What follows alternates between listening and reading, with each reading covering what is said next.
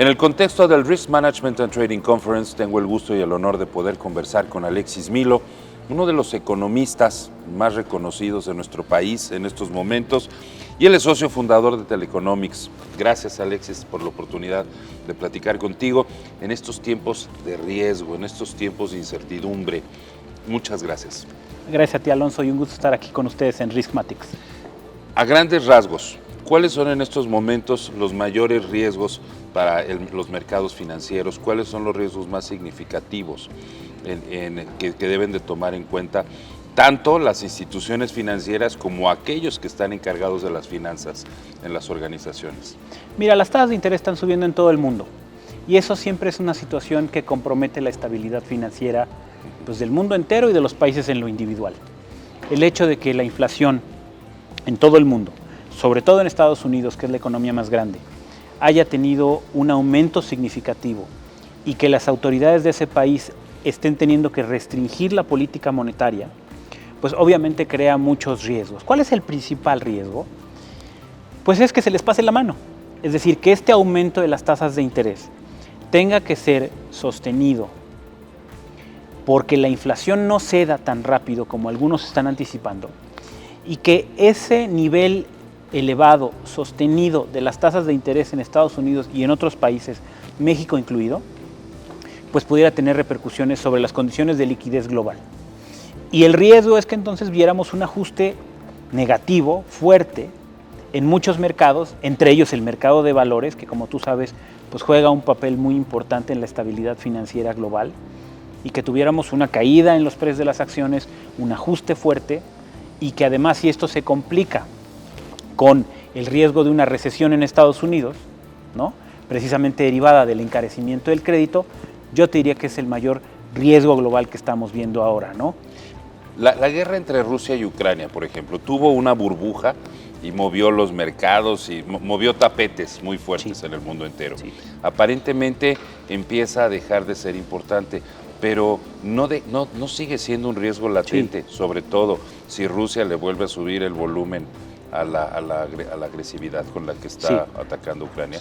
Definitivamente es uno de los riesgos globales importantes que además se nos ha olvidado por algunos meses, pero te diría que no está superado. ¿Cuál fue el problema? El problema entre la guerra entre Rusia y Ucrania también fue el momento en que sucedió. Veníamos saliendo de un episodio en el cual el mundo se estaba un poco reacomodando después de la pandemia. Ya habíamos tenido un choque inflacionario fuerte en el mundo, porque tú recordarás que hubo esta famosa interrupción en las cadenas globales de suministro, que aumentó el precio de algunos bienes, sobre todo las manufacturas, y justo cuando estábamos superando ese episodio, viene la guerra entre Rusia y Ucrania, dos países importantes en la producción de materias primas. Energía por el lado de Rusia y granos y otro tipo de alimentos por el lado de Ucrania. La combinación de esas cosas, más lo que ya traíamos, es lo que llevó a la inflación en niveles no vistos en varias décadas, incluido México. No veíamos estos niveles de inflación desde 2001 y en Estados Unidos no los veían desde los 70s, 80s. Entonces, eso lo que genera es el riesgo de que si sigue toda esta situación, siga la inflación, sigan las tasas elevadas, siga alta la aversión al riesgo por parte de los inversionistas y que pues podamos tener ahí un cóctel potencialmente explosivo. No quiero pasarme de pesimista, porque muchos de estos riesgos se han ido reduciendo. Cada vez menos probabilidades hay de que haya una recesión en Estados Unidos. Como tú bien señalas, el conflicto armado entre Rusia y Ucrania ya ha sido asimilado.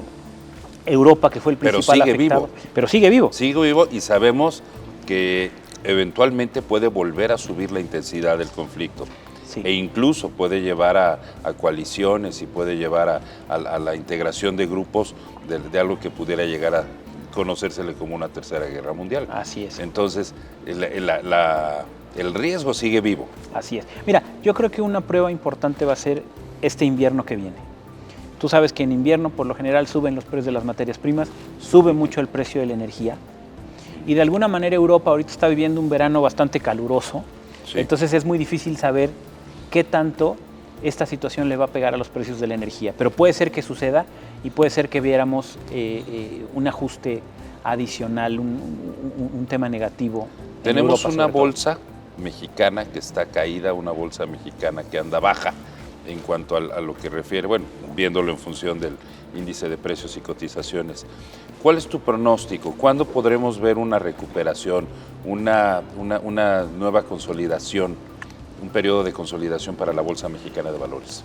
Mira, la Bolsa Mexicana de Valores tuvo unos años relativamente buenos y de alguna manera pues ahora se ha estancado. Yo te diría que para que la bolsa tuviera un mayor crecimiento, para que viéramos una revalorización de las acciones, hay algunos elementos que tendrían que disiparse, sobre todo que tienen que ver con la incertidumbre sobre la política económica en México. Conforme pasa el tiempo, más y más atención va a haber sobre el proceso electoral que vamos a vivir el próximo año. Más y más atención habrá sobre algunos temas importantes de política económica con los que el gobierno entrante va a tener que lidiar. Finanzas públicas, Pemex íntimamente relacionado con eso, sostenibilidad de los programas de gasto público echados a andar por esta administración y una presión creciente que oigo que se menciona muy poco, que son las pensiones del sector público, que ocupan aproximadamente el 25% del gasto total del gobierno y es una presión que va creciendo por cuestiones demográficas. Entonces, yo te diría que para que viéramos que el tema del nearshoring se aprovecha, para que viéramos que de alguna manera todo este tema geopolítico, que indudablemente es favorable a México, nos da beneficios o se aprovechan esos beneficios, creo que hay muchos elementos de incertidumbre sobre la política pública, como estos que mencioné, pero hay más que deberían de alguna manera disiparse. ¿Cuáles serían los factores que en este momento tú recomendarías a cualquier estratega financiero de no perder de vista? Mira, yo creo que una posición defensiva puede ser buena. ¿Qué quiere decir una posición defensiva? Yo creo que los instrumentos de renta fija pueden ser atractivos ahorita con las tasas de interés relativamente altas. Instrumentos de renta fija en pesos, aprovechando también pues, que nuestra moneda ha tenido un comportamiento bastante favorable, el superpeso, que yo creo que la moneda mexicana va a quedarse fuerte por cierto tiempo, no por las decisiones de política económica que se hayan tomado, sino sobre todo porque hay cuestiones estructurales.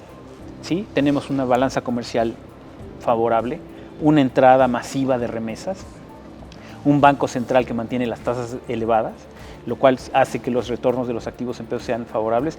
Entonces, yo diría que yo recomendaría una posición defensiva, ir sobre todo a activos de renta fija en pesos.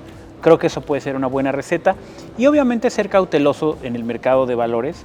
Yo creo que es un momento en donde los grandes nombres de la Bolsa Mexicana de Valores, los grandes corporativos mexicanos, sobre todo aquellos que están en sectores que han crecido como las telecomunicaciones o la exportación, creo que pueden ser buenos, quizá un poco más de riesgo en los que están enfocados en la construcción.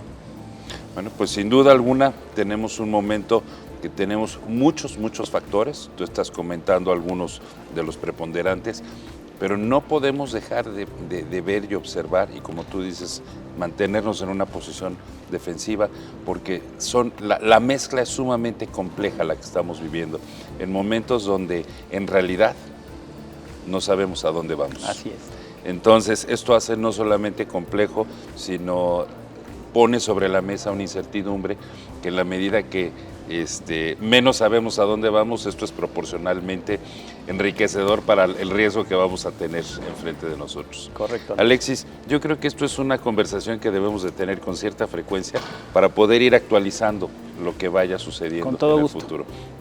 Un privilegio tenerte con nosotros y seguimos adelante con estas charlas, estas conversaciones en el contexto del Risk Management and Trading Conference 2023.